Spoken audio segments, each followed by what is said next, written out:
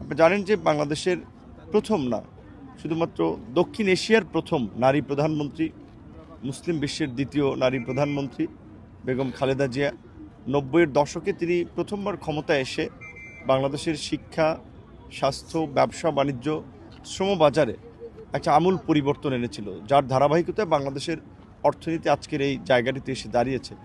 এমনকি এই ২৪-এর গণ অভ্যুত্থান পরবর্তী বাংলাদেশেও যেখানে রাজনৈতিক অস্থিরতা, নানান ধরনের অনিশ্চয়তা, বিভিন্ন ধরনের মব ভায়োলেন্স, ঠিক সেই সময় তিনি সমগ্র জাতিকে, তার শুধু দলের নেতাকর্মী নয়, সমগ্র জাতিকে তিনি সংহত থাকা, জাতীয় ঐক্য ধরে রাখা, প্রতিশোধের রাজনীতির দিকে না যাওয়ার আহ্বান জানিয়েছিলেন।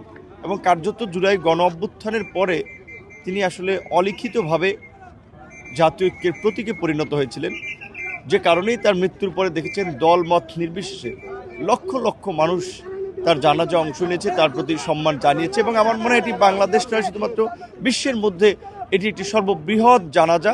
আমরা তার রুহের মাগফিরাত কামনা করি, তার জন্য দোয়া করি। তার যে কর্মময় জীবন, গৌরবোজ্জ্বল রাজনৈতিক অধ্যায়, সেটি আমরা রাজনীতিবিদরা স্মরণ করব, তার কর্মময় জীবন থেকে অনুপ্রেরণা নেওয়ার চেষ্টা করব, তাহলেই তার প্রতি সম্মান জানানো হবে।